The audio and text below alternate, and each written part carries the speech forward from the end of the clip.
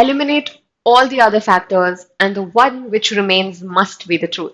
So, by taking this quote by Sir Arthur Conan Doyle, the author, writer, and creator for one of the most famous fictional detectives to have ever existed across the world, we are going to segue into this week's book for the book talk. Hi, everyone. My name is Tanya. Welcome to the Legal Edges channel. And without further ado, let's go.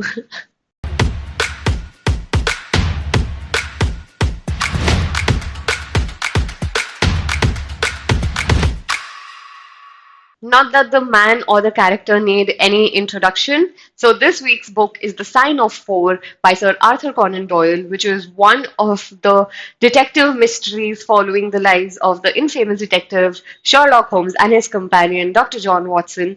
I am sure that a lot of you have already read the book as part of your language improvement toolkit exercise here at Legal Edge. But for those of you who haven't, I'm sure if you stick by till the end of the video, you're going to be intrigued enough to pick this book up and give it a whirl yourself. Of course, by the time this video releases, we are going to be well in our way of celebrating Diwali. So, on behalf of the entire Legal Edge family, I wish all of you a very happy Diwali and an extremely prosperous year ahead. Please stay safe, and I'm hoping you're having a lot of fun celebrating.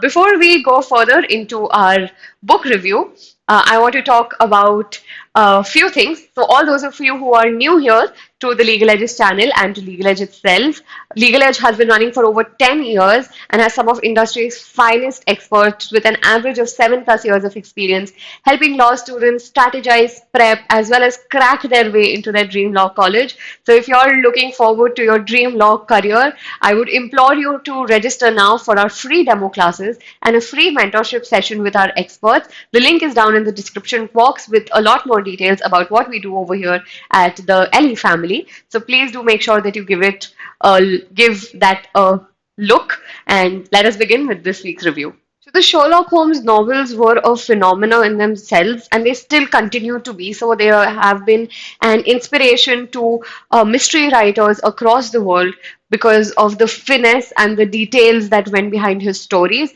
So Sherlock Holmes first appeared in 1887 in a novelette. The first story, the first mystery was known as A Study in Scarlet, and he became so popular that in fact the author started regretting him as a character at one point because nobody would pick up any of his other works which he thought were a lot more serious and he had put a lot more thought behind it, like Micah Clark. So the character's popularity was widespread, and that eventually led to him being commissioned to write more of these stories, leading to over 56 short stories over his lifetime. Uh, Sir Conan Doyle actually gained such popularity that some of the historians have claimed him to be as well known as Queen Victoria, which is huge considering where England stood at that time. And by 1990s, there have already been over 25,000 stage adaptations, films, television productions, and publications across the world based on this particular detective and his adventures that we are going to talk about in one of his stories today. I am sure that you also have already been introduced to some of the more popular web series and TV series that are taking place now. My favorite adaptation is the one in which Benedict Cumberbatch stars, and it is an absolutely wonderful web series. If you haven't, I would strongly recommend it. It is also a great way to be introduced to the Sherlock verse, as it is known popularly. So there have been a lot of TV adaptations on this particular character, which I am guessing is enough incentive to see what this all this rave is about, and you absolutely must pick up at least one of his stories once in your lifetime. And we're going to talk about Sign of Four now. Since it is a mystery novel, I do not want to give a lot away. So the plot overview is just going to give you a little insight into how the story begins and what the setting is. So the book follows the story of Sherlock Holmes, the famous detective, and Dr. John Watson, his companion, as they help Miss Mary Morstan solve a peculiar mystery that she had sought their help for. She outlines her case. Her father, Captain Morstan, who had been an officer in the British Army and was stationed in India, so you're going to see a lot of references of colonization in the story splattered across. It is a product of its time. And while she was at boarding school in Scotland, and this had happened 10 years ago, post which her father disappeared after a mysterious envelope that he had received. And after 6 years ago, after that incident, she started receiving pearls in the mail once a year after answering an advert to the paper calling for her address.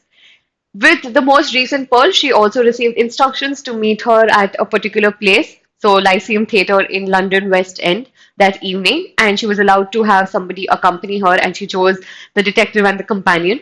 And once they go over there, they are acquainted with Mr. Sholto, who is a very important character as the story proceeds.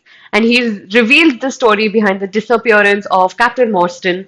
And with that, the plot thickens. A lot more characters are introduced. There is a lost treasure, there is rivalry, there is treachery, there is betrayal, and there is a murder involved. So everything that makes a murder mystery a excellent murder mystery. So all the elements of a good storyline are present over here, and it obviously puts Sherlock's thought wheels. It keeps them churning, and that is how the story moves along. So this is the plot line. Now, I personally find murder mysteries to be slightly trickier to review because I would love to talk about all of these details in depth.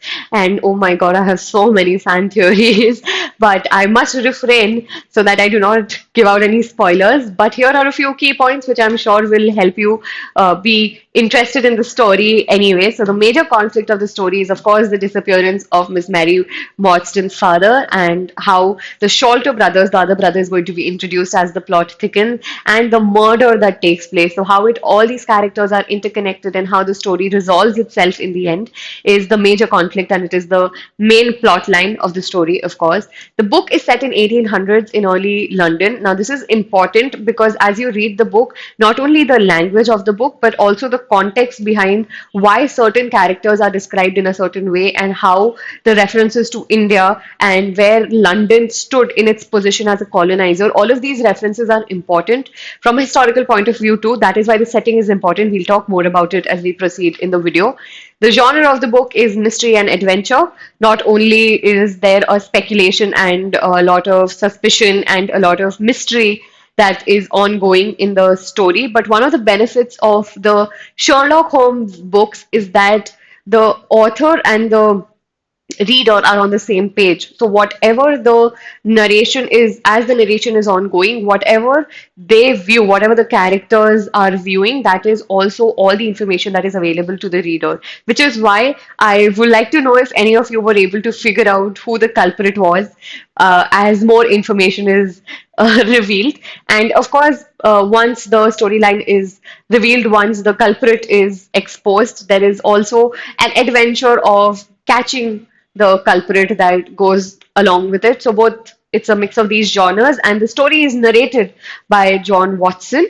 So these are a few points to keep in mind. So here are some of the themes of the book that are extremely relevant to context. So the first is the effect of colonizers and how the idea of empire and imperialism comes into play. Now, like I told you, the setting is important. The setting is 1800s in London. The author is a British writer. So all of these things are important because as you read the book, you might feel there are a few sentences that do not sit well with you in terms of how Indians are described. And that is fine if it does not, because you must understand that this story is a product of its time. Now, the effect of imperialism shows itself in two ways. A, to the plot itself, because like I said, there is a treasure involved, and the treasure comes from the glory that India was back then. And it also comes in how a lot of sentences and words are framed in the book, because that sense, a slight sense of superiority of race comes into play. So if you're able to ascertain that, you will see why representation is an important part of writing, and you will see why it is such a crucial point of discussion even to date. Why is it such a debatable topic even today? The second theme is the idea of justice and rightful ownership. Now, the rightful ownership again comes from the imperialist idea comes into play over here. The treasure was already stolen from the rights of India, and now it has changed so many hands. So the question of who is the rightful owner at one time does arise in the book, and I'm sure it will come into your minds too. And the idea of justice, because when the murder takes place, there is an element of vengeance behind it. So this element of vengeance to as to what Sherlock Holmes think is rightful idea of justice, and what to the culprit or the victim is the true delivery of justice in its sense. So that is one of the more raging themes of the book in itself. Wealth is another important theme. Again, it comes into two different plays. I do not want to give a lot away, but first it comes into play because obviously the entire plot has ensued as different people try to get their hands over the treasure, and how they try to think that it is going to be their one escape and their one true happiness, or they are in pursuit of this for a certain goal of theirs. And at the same time, if Sherlock Holmes is able to solve the mystery, their client, Miss Mary, is also going to come into a lot of money at that point, which makes Mr. Watson think that will her beauty and charm that he's so enraptured with, and with all her beauty and charm that he's enraptured with, will he ever be able to declare his love once she becomes so wealthy? Would he ever be a considered suitor to her? The another important theme is rational thinking versus emotion. Now, this is a constant theme in all of Sherlock Holmes' mystery and even in a lot of adaptations, because Sherlock is an extremely objective person. So, any questions that Watson raised from a very human purview or very human approach to a situation, so that conflict in storyline always persists. And this is something that even if you watch the Benedict Cumberbatch adaptation, I'm sure that you will be able to see that as a raging theme. The last is the folly of policemen. Now, this is something that again is based on the setting. So, in 1800s, at that time in England, also the policemen were mocked a lot for they were not able to resolve a lot of mysteries.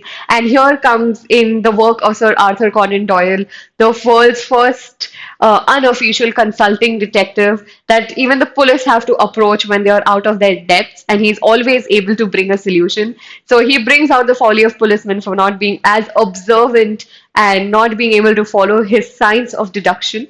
So these are some of the more imploring themes. There are obviously subplots that bring out a few other ideas, but that I leave for you to read and discover for yourself. तो usually symbols क्या होते हैं? Symbol एक literary device होता है which an author uses to represent something else. So it is not supposed to be taken literally. It is something जो एक abstract idea को represent करने की कोशिश करता है the storyline. और जब ये symbols बहुत recurringly use करे जाते हैं तो हम उन्हें motifs कहते हैं.